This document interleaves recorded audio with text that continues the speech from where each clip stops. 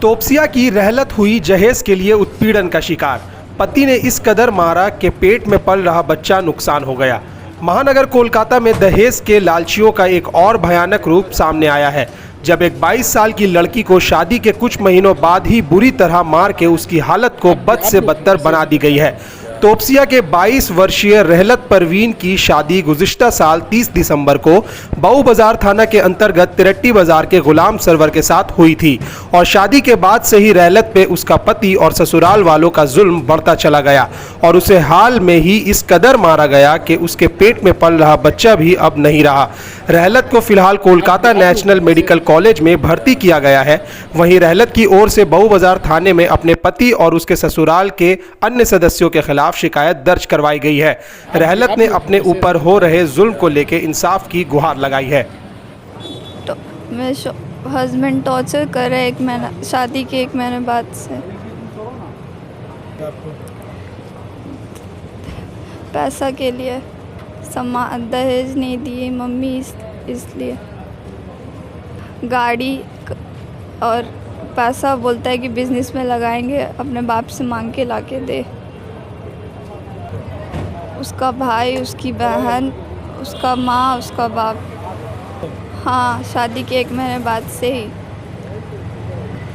गाड़ी, पैसा, उसकी माँ सोफ़ा, ये सब मम्मी नहीं दी तो उसके लिए नहीं, खुद से हम लेते थे तो खाते थे, नहीं अगर नहीं तो नहीं। घर में हाँ, किसी से बातचीत नहीं करने देता था मेरी माँ बाप से, एकदम अच्छा नहीं। जैसे हाँ, बातचीत माँ बाप से किसी से नहीं, फ़ोन भी नहीं देता था। हाँ, पकड़ के मारा है, मेरे पेट में मारा है बच्चों को मारने के लिए।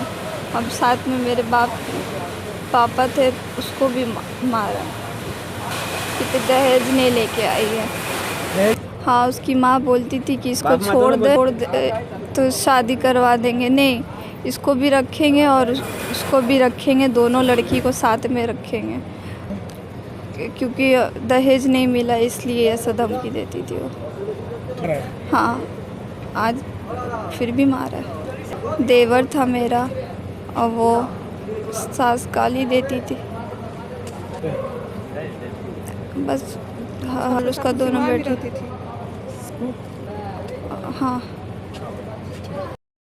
कुछ मालूम नहीं था, हम लोग को लगा लड़का बहुत अच्छा है, मगर बाद में शादी के 2-3 महीने के बाद वो लोग इतना टॉर्चर करने लगे, क्या बोले, कभी बोल रहे ये चाहिए, कभी बोल रहा वो चाहिए। हम लोग को जाने के लिए, आने के लिए भी मना करता था।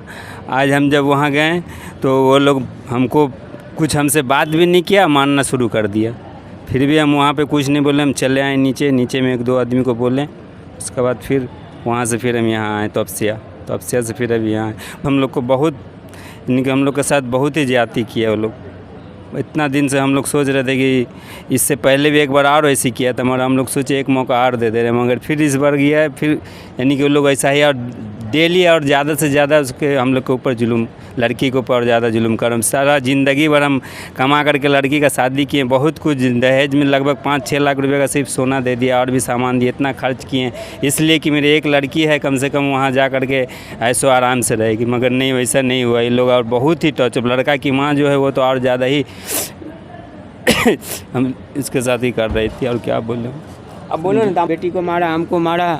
अस्सलाम वालेकुम बाबू, वो लड़की जो है हमारी नतनी है और शुरू से लेकर के लास्ट तक हम हर जगह मौजूद हैं और हर चीज़ का हमारे पास लिखित है। अगर आप लोग वेरीफाई करना चाहिएगा तो हर सबूत हम देने के लिए तैयार हैं। और रह गया कि जब से शादी दान दहेज जो था, जो मांगा सब कुछ दे दिया, देने के बावजूद भी उसको अलग से फिर 5 लाख रुपया बिजनेस के लिए चाहिए, गाड़ी चाहिए, बिजनेस करने के लिए पैसा चाहिए। तो बाबू, हम लोग लो क्लास का आदमी है, जो सारा जीवन क्या हम लोगों का हैसियत है, हमने सब कुछ दिया, उसके बावजूद भी लड़की को टॉर्चर किया। उसको फिर उसका लड़के का बाप फ़ोन करके हमको बुलाया कि आप यहाँ आइए और लड़की के बाप को ले करके आइए। तो हम लड़की के बाप को फ़ोन किया, वो लड़का हमारे पास आया, क्योंकि ये दामाद का मेरा भाई है और नतनी का हम नाना है।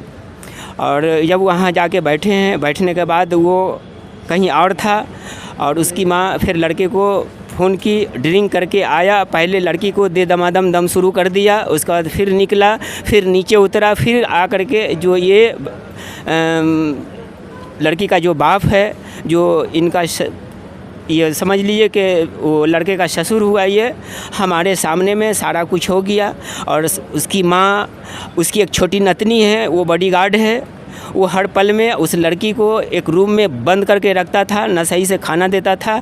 हम लोग फिर भी किसी तरह वहाँ पहुँचे हैं और हम उन लोगों को कभी भी ऐसा नहीं सोचा कि हम किसी तरह से गलत करें, और किसी तरह से मारपीट दंगा कर करके हम लोगों को धक्का मार करके नीचे उतार दिया। फिर नीचे उतरे हैं, 2 समाज वहाँ खड़े हुए थे, जिसका मोबाइल नंबर हमारे पास है, और वो आदमी को सारा बयान देने के बाद वो बोला कि ठीक है, जाइए, आप लोगों के साथ में है, अगर वैसा वक्त आएगा तो वो भी आदमी को हम सामने कर लेंगे, आप लोगों के सामने। और इससे आगे आपको कहाँ तक बोलते रहे?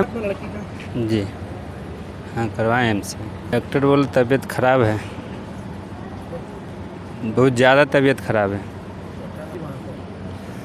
लड़की के देखने के बाद उतना अच्छा नहीं लगा, वो हमको पूरा बताने लगी कि पापा ये लोग तो हमको बहुत ज़्यादा टॉर्चर कर रहा है, हम यहाँ नहीं रहेंगे, कोई हमसे बात नहीं करता है। बहुत तरह का वो अपना परेशानी बता रहे थे, खाना सही से जो खाना होता है वो भी सही से नहीं दे रहा है, मगर फिर भी हम उसके लिए कोई बात नहीं। लड़का भी हमसे बात नहीं करता है, लड़का की माँ भी हमको बहुत गाली देती है, इस बहुत ही ज़्यादा उसका चेहरा देख करके हमको ये लगे। फिर भी हम उसको लाने के इसमें नहीं थे कि अपना इससे लाएंगे तो फिर हम लोग थोड़ा कमज़ोर हो जाएंगे, हम 1-2 दिन का बाद ही ले जाएंगे। मगर उतना ही में लड़का आया और उसके बाद हमको देखने के साथ मेरा ऊपर हाथ उठा दिया मारने के लिए। पहले लड़की को मारा, उसके बाद हमको मारा।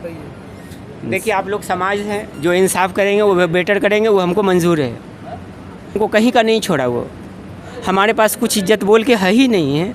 और आप लोग समाज हैं, जो भी बोलेंगे वो सही फैसला सुनाएंगे, आप लोगों का फैसला हमको मंजूर है। बेटी आज का फ्यूचर है और बेटी कल का भी फ्यूचर है, और हमेशा बेटी फ्यूचर रहेगी।